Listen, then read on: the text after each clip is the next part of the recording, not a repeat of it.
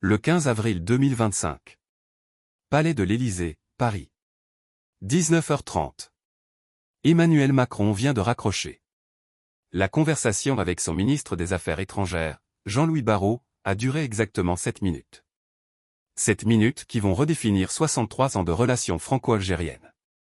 Sur son bureau, un dossier rouge. À l'intérieur, des preuves accablantes.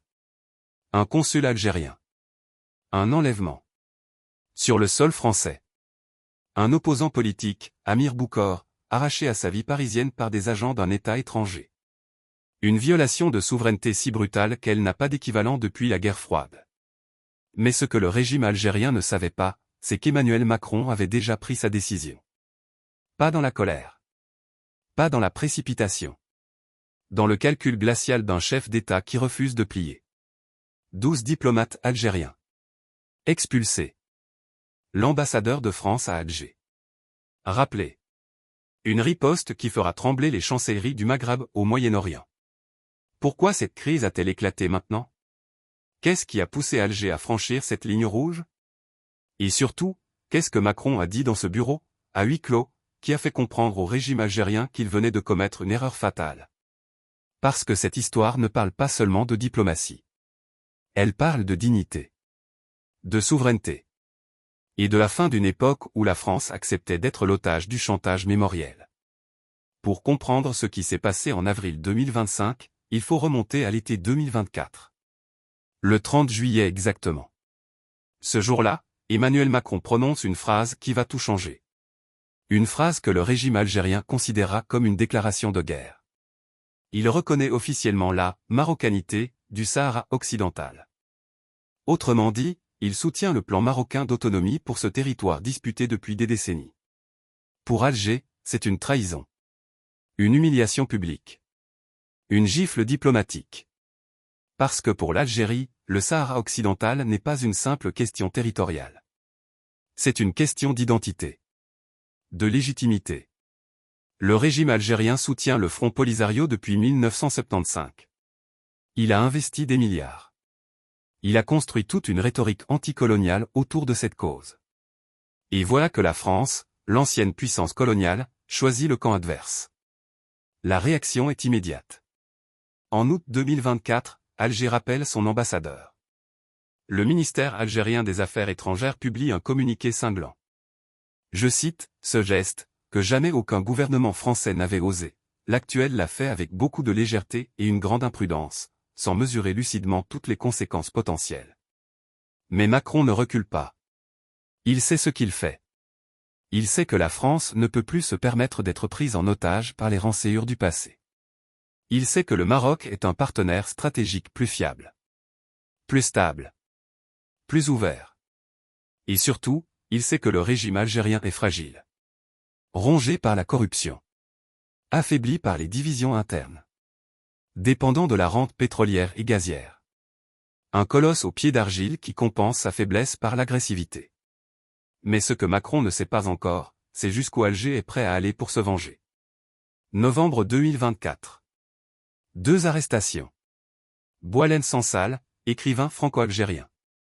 Christophe Gliese, journaliste français. Accusé de « porter atteinte à l'intégrité territoriale de l'Algérie ». Traduction, ils ont osé critiquer le régime. Ils ont osé poser des questions sur les frontières, sur l'histoire, sur la vérité. Les signaux d'alarme se multiplient. À Paris, on commence à comprendre. Alger ne joue plus selon les règles diplomatiques classiques. Alger joue la carte de l'intimidation. De la pression. Du chantage. Et puis vient le mois d'avril 2025. L'affaire Amir Boukor. Un opposant politique algérien, réfugié en France. Un homme qui a fui la répression. Qui a demandé l'asile.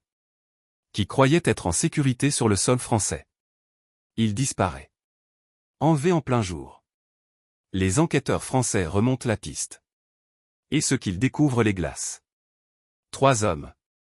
Dont un consul algérien en poste en France. Un diplomate. Protégé par l'immunité. Qui a orchestré un kidnapping sur le territoire de la République. C'est à ce moment-là que tout bascule. Imaginez à Seine. Le quai d'Orsay. Les juristes du ministère des Affaires étrangères sont formels. Un consul. Un enlèvement. Sur le sol français. C'est une violation flagrante de la Convention de Vienne. C'est une atteinte directe à la souveraineté nationale. C'est, juridiquement parlant, un acte d'agression. Jean-Louis Barrot convoque l'ambassadeur d'Algérie. La rencontre est glaciale. Barrot exige des explications. Des garanties. Une coopération immédiate. La réponse algérienne? Le silence. Puis, quelques heures plus tard, un communiqué officiel. Alger nie toute implication. Parle des « accusations infondées ». Des « ingérences dans les affaires intérieures ». Mais les preuves sont là. Les procureurs français ont des enregistrements. Des témoignages. Des traces numériques. Le consul algérien est impliqué jusqu'au cou. Et Alger le sait. Alors pourquoi ce déni? Pourquoi cette arrogance? Parce que le régime algérien pense encore que la France va plier. Que Paris va négocier en coulisses. Que Macron va chercher un compromis pour éviter l'escalade. Après tout, c'est ce que la France a toujours fait. Depuis 1962. Depuis l'indépendance. La France a toujours marché sur des œufs avec Alger. Par culpabilité. Par calcul. Par peur de raviver les blessures du passé. Mais cette fois, c'est différent. Macron réunit son conseil de défense. Autour de la table, les ministres de l'Intérieur, de la Défense, des Affaires étrangères.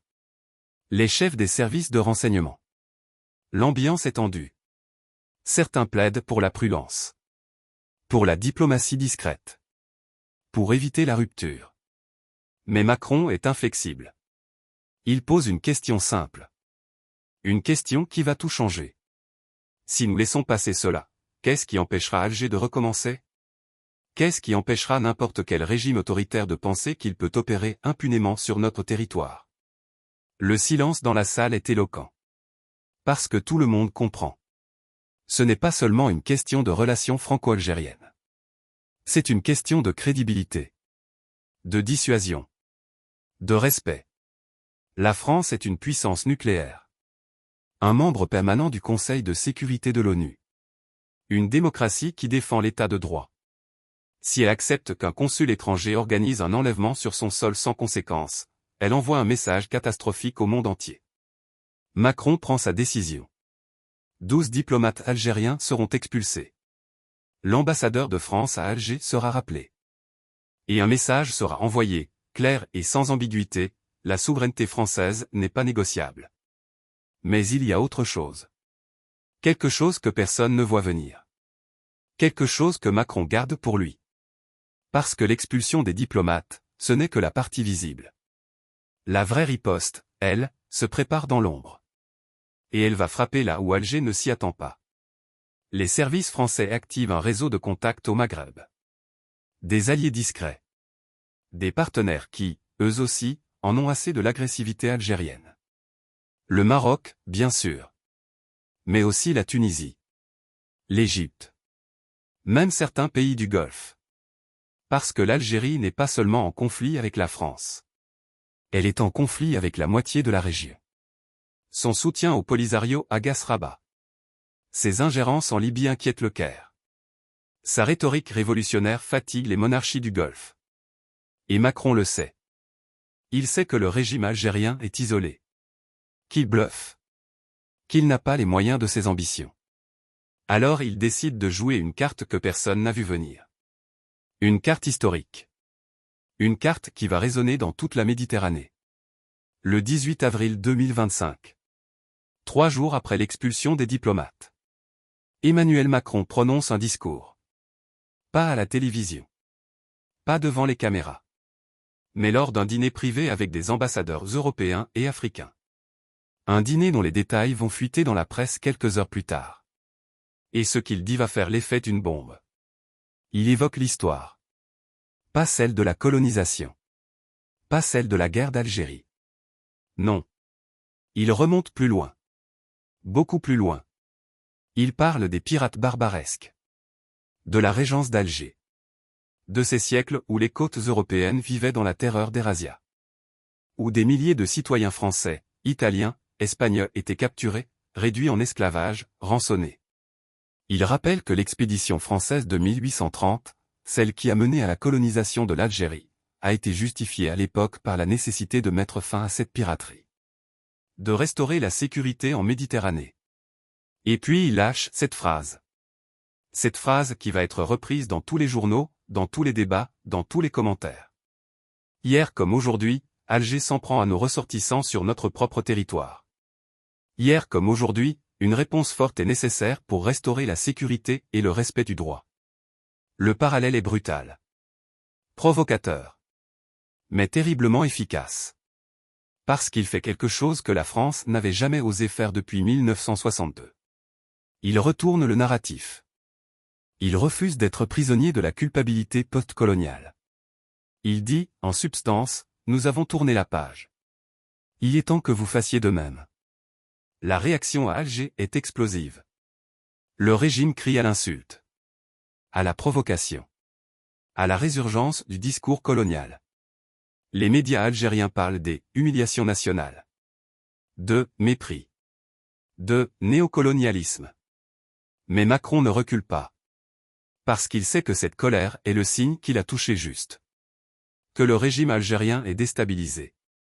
Qu'il ne s'attendait pas à ce que la France ose remettre en question le monopole mémoriel qu'Alger s'est construit depuis des décennies. Et pendant que la tempête médiatique fait rage, la vraie bataille se joue ailleurs. Sur le plan économique. Sur le plan énergétique. Sur le plan diplomatique. Parce que l'Algérie a une arme. Une arme qu'elle brandit régulièrement. Le gaz. L'Algérie fournit une partie importante du gaz consommé en Europe. Et elle sait que l'Europe, surtout depuis la guerre en Ukraine, est vulnérable sur le plan énergétique.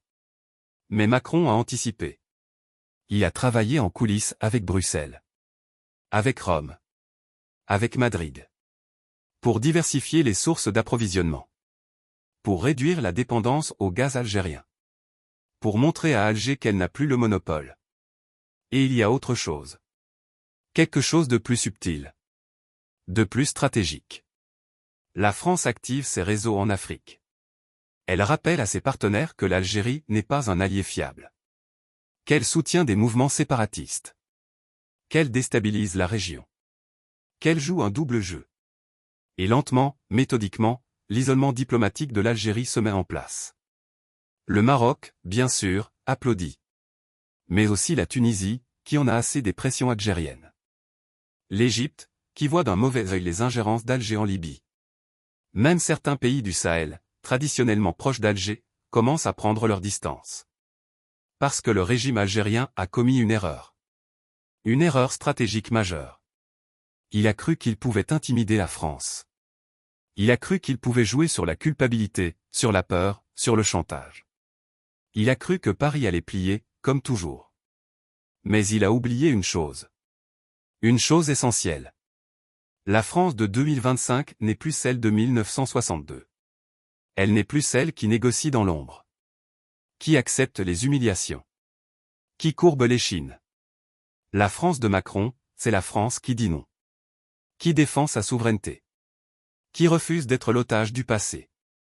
Et cette France-là, Alger ne l'avait pas vu venir. Les jours qui suivent sont tendus. Très tendus. Alger riposte. 12 diplomates français sont expulsés. L'ambassadeur d'Algérie à Paris est rappelé. Les médias algériens appellent au boycott des produits français. Des manifestations anti-françaises sont organisées dans plusieurs villes. Mais quelque chose ne fonctionne pas. Quelque chose cloche dans la stratégie algérienne. Parce que la population algérienne, elle, ne suit pas. Pas vraiment. Sur les réseaux sociaux, les commentaires sont partagés. Beaucoup d'Algériens, surtout les jeunes, en ont assez de la rhétorique anti-française. Ils veulent des emplois. Des opportunités. Un avenir. Pas des guerres mémorielles. Et surtout, ils voient bien que le régime utilise la crise pour détourner l'attention. Pour masquer ses échecs économiques. Pour justifier la répression. Du côté français, l'opinion publique est majoritairement favorable à la fermeté de Macron. Les sondages le montrent. Les Français en ont assez d'être pris pour cible. Assez des leçons de morale d'un régime autoritaire. Assez du chantage. Et puis, il y a la diaspora franco-algérienne. 5 millions de personnes. Prises entre deux feux. Certains soutiennent Macron. D'autres critiquent sa dureté. Mais la majorité veut une chose, que cette crise se termine. Que les relations se normalisent. Que l'on puisse enfin construire un avenir débarrassé des fantômes du passé. Sur le plan diplomatique, Jean-Louis Barrot multiplie les contacts. Il se rend à Alger fin avril. Les discussions sont difficiles. Tendues. Mais elles ont lieu. Parce que ni Paris ni Alger n'ont intérêt à une rupture totale. Mais les lignes ont bougé. Définitivement. La France a montré qu'elle ne plierait plus. Qu'elle défendrait sa souveraineté. Qu'elle ne serait plus l'otage du chantage mémoriel. Et l'Algérie a compris qu'elle ne pouvait plus jouer impunément. Qu'elle ne pouvait plus compter sur la culpabilité française. Qu'elle devait, elle aussi, tourner la page. Parce que le monde a changé. Les rapports de force ont changé. Et les vieilles recettes ne fonctionnent plus. Alors, que retenir de cette crise? 3 choses. 3 leçons. 3 vérités. La première, c'est que la souveraineté n'est pas un vain mot. C'est un principe. Un mur. Une ligne rouge. Et quand un État étranger la viole, la réponse doit être immédiate, ferme, sans ambiguïté. Parce que si vous laissez passer une fois, vous ouvrez la porte à toutes les dérives. À toutes les intimidations. À tous les chantages. Emmanuel Macron l'a compris. Et il a agi en conséquence. Pas dans la colère. Pas dans la précipitation. Mais dans le calcul froid d'un chef d'État qui sait que la crédibilité se construit sur la fermeté. La deuxième leçon, c'est que le passé ne doit plus être une prison. Ni pour la France, ni pour l'Algérie. Oui, la colonisation a eu lieu. Oui, la guerre d'Algérie a été terrible. Oui, il y a eu des crimes, des souffrances, des blessures. Mais 63 ans après l'indépendance, il est temps de construire une relation d'égal à égal. Une relation débarrassée du chantage mémoriel. Une relation fondée sur le respect mutuel, sur les intérêts communs, sur l'avenir.